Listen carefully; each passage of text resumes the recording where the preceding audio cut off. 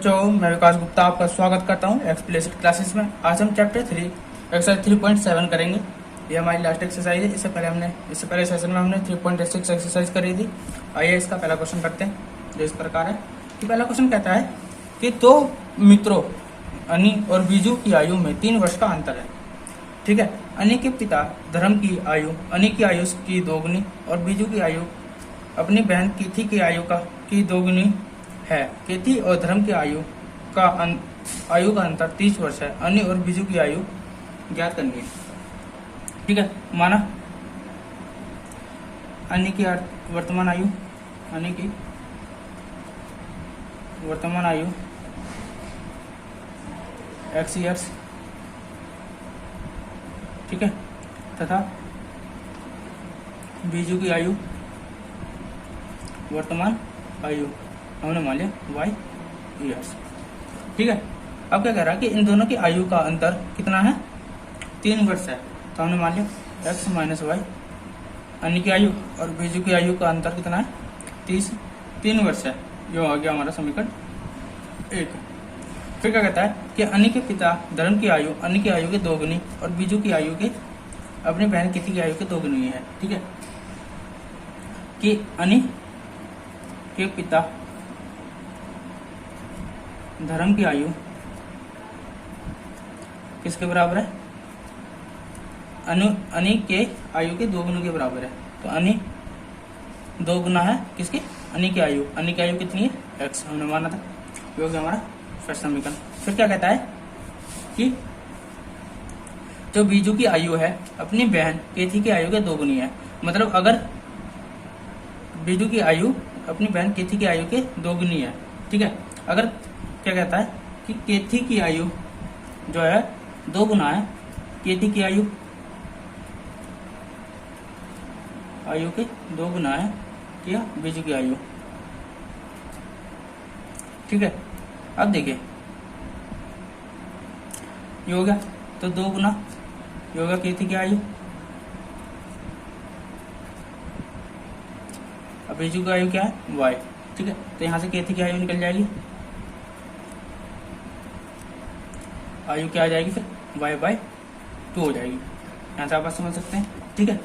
तो हम लिख सकते हैं कि फिर क्या कहता है केथी और धर्म की आयु का अंतर 30 वर्ष है। ठीक है।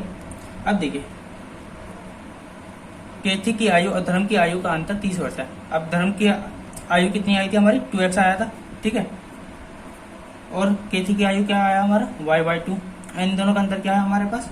30 वर्ष है। ठीक है। यहाँ से हम इसे सोल्व कर सकते हैं। एलसीएम लिया, ये हो जाएगा 2, ये हो जाएगा 4x minus y equal to 30। तो यहाँ से हमें समीकरण निकल जाएगा 4x minus y equal to 30 दूनी 60। ये हो गया हमारा समीकरण 2। ठीक है। यहाँ से हम क्या कर सकते हैं कि यहाँ से देखिए y का कोएफिशिएंट दोनों में इक्वल है। ठीक है। तो हम यहाँ से क्या करेंगे, दोनों माइनस के हैं तो इसमें हम क्या करेंगे कि समीकरण 1 में से या 2 में से 1 को घटाने पर या 1 में से 2 को घटाने पर कोई फर्क नहीं पड़ेगा, इसमें से भी कर लीजिए। तो क्या करेंगे समीकरण 1 माइनस 2 करने पर। ठीक है। अब ये दोनों घटाएंगे तो क्या हो जाएगा हमारे पास कि ये हो जाएगा x minus y equal to 3 और ये हो जाएगा 4x minus y equal to 60। Minus करना था, ये माइनस का हो जाएगा, ये प्लस का, ये माइनस का। ठीक है। ये माइनस का ये प्लस का कैंसिल हो जाएगा। x में से माइनस का 4x गया तो क्या बचेगा? माइनस के 3x इजिकल टू माइनस के 60 में से प्लस का 3 गया तो क्या बचेगा? माइनस के 57 कट जाएगा। 3 एकम 3, 3 27। x का मान कितना आ गया? 19 आ गया। क्या करेंगे x का मान समीकरण 1 या 2 में रखने पर 1 में रख लेंगे। रखने पर तो क्या हो जाएगा? समीकरण 1 क्या था? ये था समीकरण 1। तो x हमारा 19 माइनस वाई इजिकल टू 3 क्या हो जाएगा? y इधर आके प्लस हो जाएगा और 3 आगे इधर माइनस का हो जाएगा। 19 माइनस 3 y का मान कितना जाएगा? 16 हो जाएगा। ठीक है। ये हो जाएगा हमारा y का मान। तो इससे हम क्या निकाल सकते हैं? इससे हमें निकल गया हमारा अनी की वर्तमान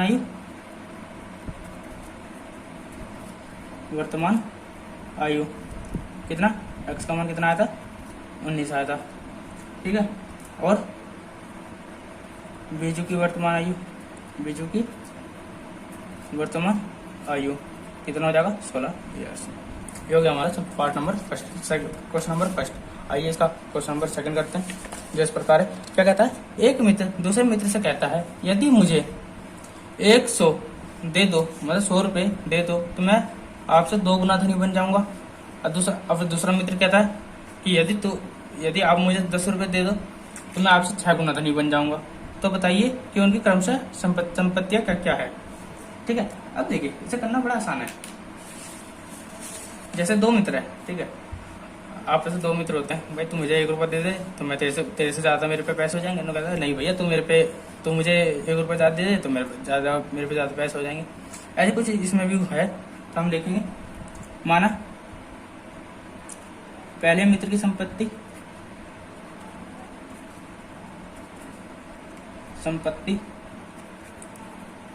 x रुपये तथा दूसरे मित्र की संपत्ति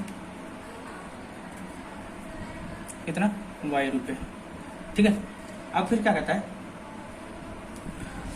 है, कि पहला मित्र कहता है, एक मित्र दूसरे मित्र, पहला मित्र दूसरे मित्र से कहता है यदि तू मुझे 100 रुपये दे दे तो मैं तुझसे 2 गुना धनी हो जाऊंगा। तो क्या कहेगा, पहले मित्र के पास धन कितना हो जाएगा। अगर उससे 100 रुपये ले लिए तो इसके पास पहले एक x था, फिर हो जाएगा x प्लस 100, ये हो गया।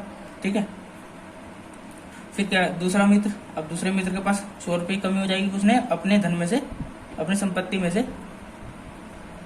के पास धन कितना हो जाएगा 100 रुपये दे दिया, तो इसके पास 100 रुपये की कमी हो जाएगी।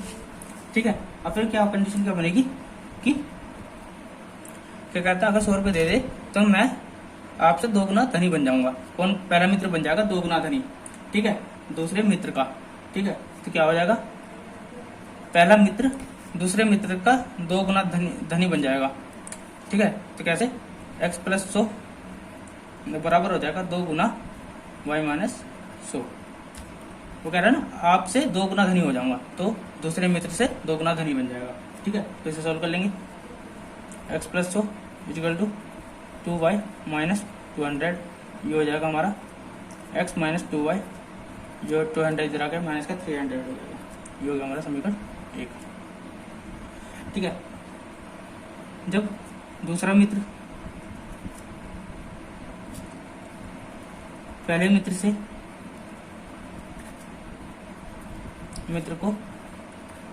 दूसरा मित्र पहले मित्र को 10 रुपये दे देगा तो 10 रुपये, सॉरी, पहला मित्र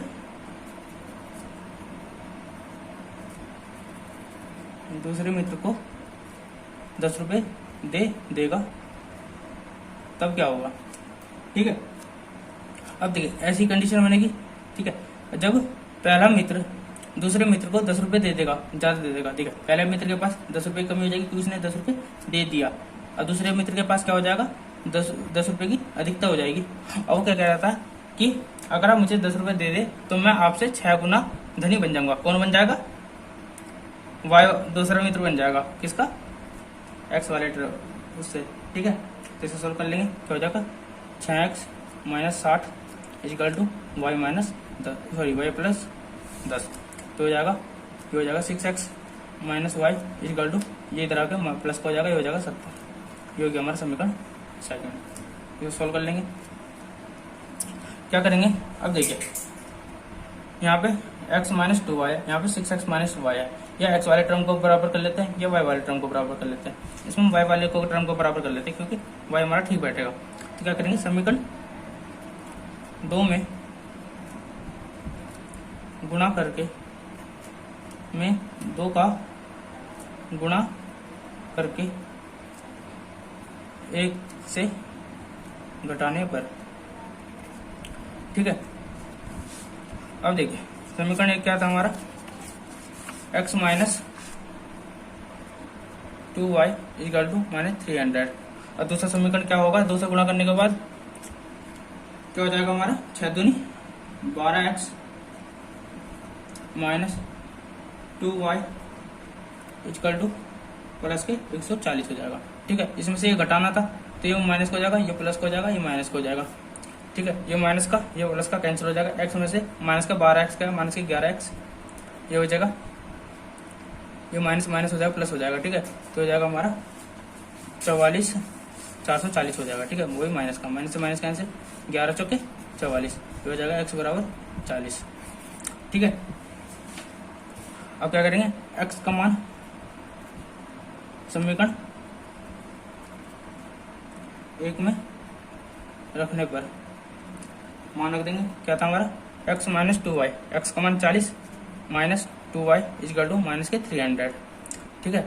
माइनस का 2y इधर के प्लस का आ जाएगा, प्लस माइनस का 300 इधर आके प्लस का हो जाएगा, तो ये हो जाएगा 300 प्लस 40 340, ये हो जाएगा 2 एकम 2 2 7 14 0, तो y का मान कितना आ जाएगा 170, ठीक है। तो क्या लिखेंगे, अतः पहले मित्र के पास धन कितना था x, जो कितना 40 रुपये, और दूसरे मित्र के पास धन कितना था y, जो कितना आया हमारा 170 रुपये, ठीक है। मैं उम्मीद करता हूँ आपको क्वेश्चन समझ में आ रहा होगा। आइए इसका तीसरा क्वेश्चन करते हैं। तीसरा क्वेश्चन इस प्रकार है कि एक रेलगाड़ी कुछ दूरी समान चाल से तय करती है।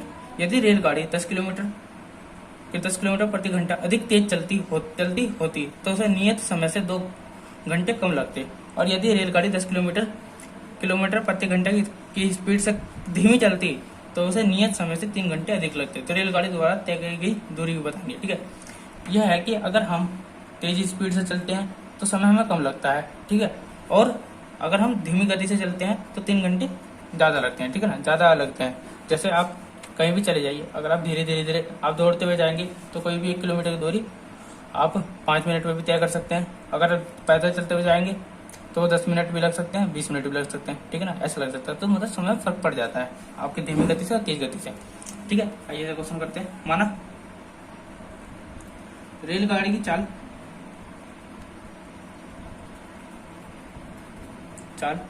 x किलोमीटर प्रति घंटा है तथा अब देखो कुछ दूरी उसने कुछ दूरी समान चाल से तय करी है, ठीक है। तो लिख सकते हैं रेलगाड़ी द्वारा तय की गई दूरी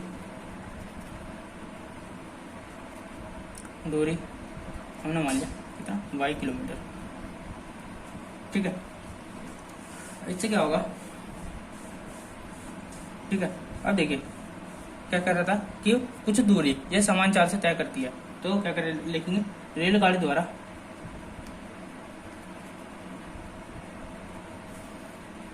समान चाल से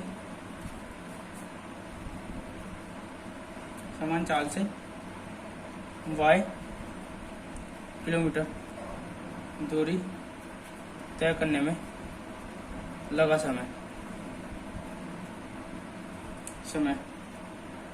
ठीक है, बराबर होगा क्या होता है दूरी बटे समय। दूरी कितनी है हमें y, और चाल कितनी है, समान चाल मतलब x किलोमीटर से चल रहा होगा x है, ठीक है। ये हो गया हमारा y/x घंटे। प्रश्न अनुसार क्या कर रहा है, जब वह, ठीक है, अभी समझना ध्यान से आराम से, ठीक है। जब वह जब ये y दूरी समान चाल से तय करता है तो इतना समय लगता है। अगर वही दूरी 10 किलोमीटर प्रति घंटा अधिक तेज चलता, मतलब x से 10 किलोमीटर घंटा अधिक तेज चलता, मतलब x प्लस 10 हो जाएगा, ये इसकी स्पीड हो जाएगी। और समय कितना लग रहा था हमें उससे पहले y माइनस एक्स, y/x, और उसमें अगर वो 10 किलोमीटर पर अधिक तेज से चलता तो 2 घंटे कम लगता, तो उससे 2 घंटे कम लग गए, ठीक है। ये हो गया, तो इसे सोल्व कर लेंगे। y/x प्लस 10 इजकल टू ये हो जाएगा LCM x y minus 2x, ठीक है, या xy इजकल टू इसकी इसमें गुणा x plus 10 y minus 2x कर देंगे सॉल्व।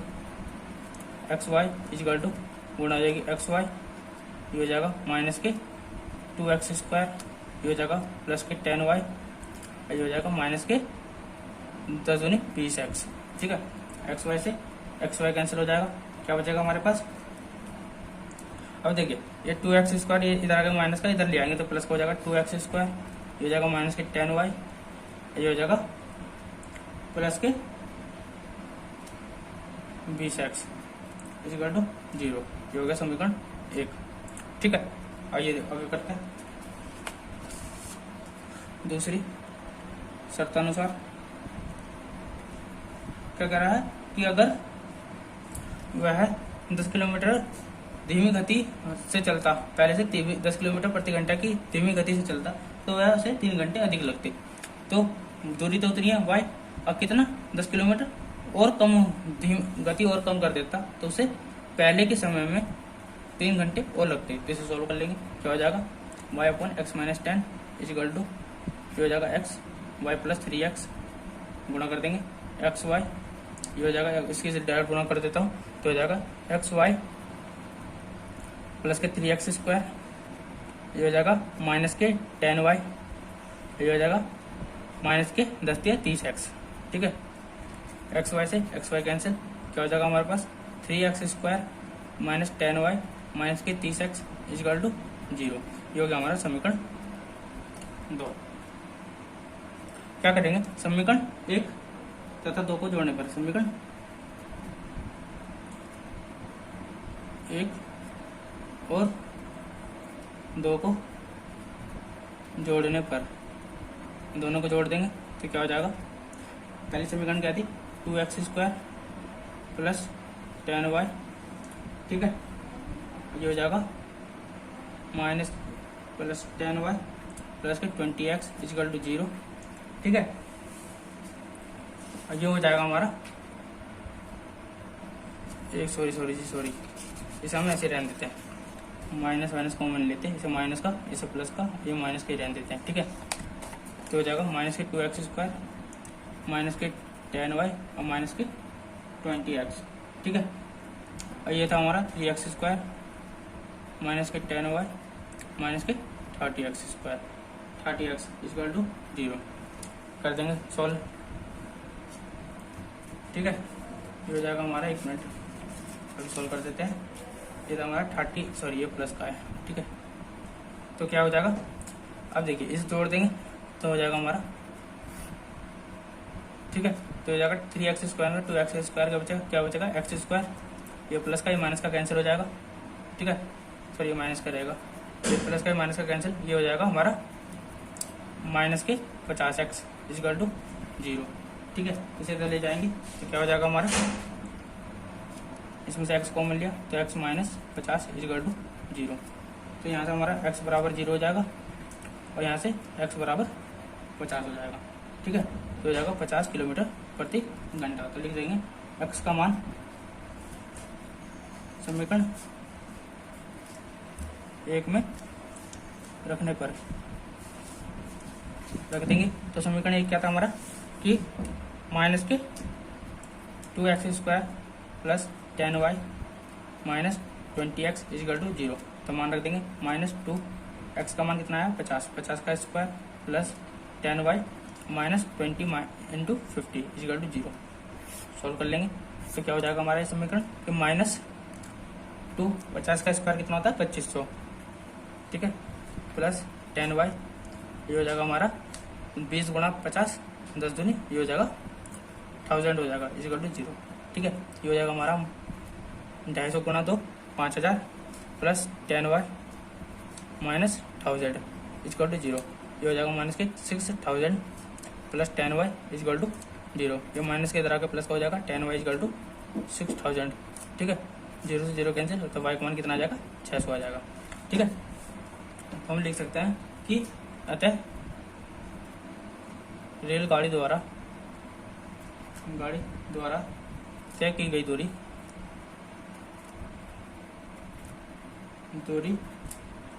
600 किलोमीटर और 50 किलोमीटर प्रति घंटा की स्पीड से की चाल से चलती है। ठीक है, ये हो गया हमारा क्वेश्चन नंबर 3। ठीक है, आइए इसका क्वेश्चन नंबर 4 करते हैं, जो इस प्रकार है कि एक कक्षा में विद्यार्थियों को पंक्तियों में खड़ा होना है। ठीक है, यदि पंक्ति में 3 विद्यार्थी अधिक होते तो एक पंक्ति कम होती, यदि पंक्ति में 3 विद्यार्थी कम होते तो 2 पंक्ति अधिक बनती। कक्षा में विद्यार्थियों की संख्या ज्ञात करनी है। ठीक है, तो हम इसे इस प्रकार कर सकते हैं कि माना कुल पंक्ति की संख्या, कुल पंक्ति की संख्या हमने मान लिया x है। ठीक है, तथा प्रत्येक पंक्ति में विद्यार्थियों की संख्या कितनी है? y है। ठीक है, तब कुल विद्यार्थियों, तो तब x पंक्ति में विद्यार्थियों की कुल संख्या कितनी होगी? तो x पंक्ति में कुल विद्यार्थियों की संख्या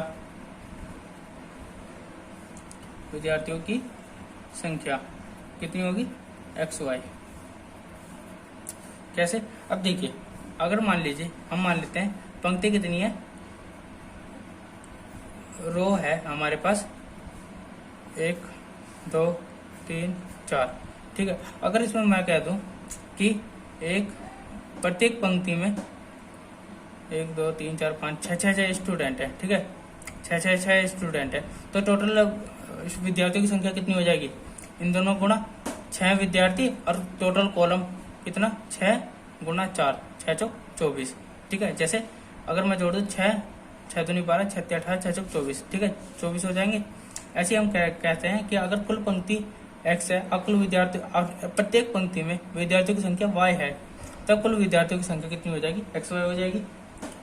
मैं उम्मीद करता हूँ आपको समझ में आ रहा होगा। ठीक है, अब हमें दिया है कि यदि पंक्ति में 3 विद्यार्थी अधिक होते तो एक पंक्ति कम होती। अगर 3 विद्यार्थी अधिक होते तो कुल पंक्ति कितनी होती?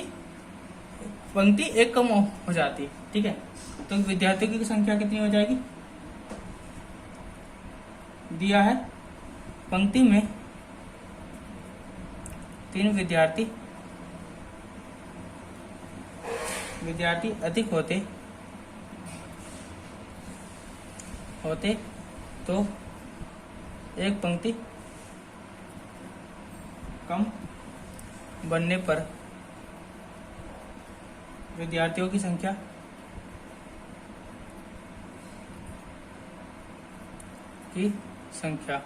क्या होगा?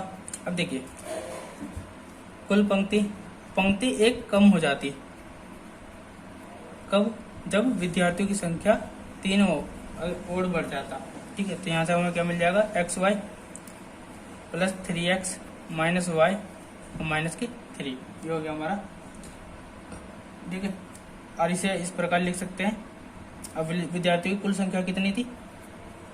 xy। ठीक है, उपरोक्त कथनों से विद्यार्थियों की कुल संख्या कितनी थी हमारे पास? xy। ठीक है, तो हमारे पास विद्यार्थियों कुल कितने बचेंगे? xy से xy कैंसिल हो जाएगा और हमारे पास क्या बचेगा? यहाँ से हमारे पास बचेगा माइनस के y plus 3x minus 3 equal to 0, या 3x minus y minus 3 equal to 3। ये हो गया हमारा समीकरण 1। ठीक है, अब कहता है, और अब क्या कहता है कि अगर 3 विद्यार्थी कम होते तो 2 पंक्ति अधिक बनती। ठीक है, 3 विद्यार्थी कम होते तो 2 पंक्ति कम बनती। तो विद्यार्थियों की संख्या क्या हो जाएगी? इसमें की संख्या हो जाएगी हमारे पास कि अगर पंक्ति 2 अधिक बनेगी कब? जब विद्यार्थी 3 कम हो जाएंगे। ठीक है, तो यहाँ से हो जाएगा xy minus 3x plus 2y minus के 6। अब टोटल विद्यार्थी कितने? xy। ठीक है, तो कर लेंगे। xy से xy कैंसिल हो जाएगा। क्या बचेगा हमारे पास? हमारे पास बचेगा माइनस के 3x प्लस के 2y इजिकल टू 6 इस तरह का प्लस हो जाएगा।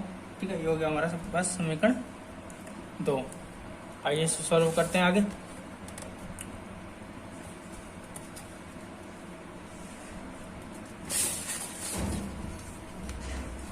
आगे सोल्व करेंगे तो क्या होगा, समीकरण समीकरण 1 तथा 2 को जोड़ने पर जोड़ेंगे तो क्या होगा, हमारे पास पहले समीकरण क्या थी, 3x minus y equal to 3, और दूसरी समीकरण क्या है हमारे पास, माइनस के 3x माइनस प्लस के 2y इजिकल टू 6। जोड़ देंगे, ये माइनस का ये प्लस का ये माइनस का कैंसिल, प्लस के 2y में से माइनस का y हो गया तो क्या बचेगा y, अच्छा है 3 9 हो जाएगा, ये y का मान आ गया। y का मान समीकरण 1 में रखने पर क्या हो जाएगा हमारे पास, 3x माइनस वाई, वाई का मान कितना 9 इजिकल टू 3, ये 3 इधर आ गया प्लस का हो जाएगा, 3x इजिकल टू 9 3 12 हो जाएगा, 3 चौक 12, x का मान कितना आ जाएगा 4 आ जाएगा। तो लिख देंगे, अतः पंक्ति की संख्या 4 तथा कक्षा में विद्यार्थियों की संख्या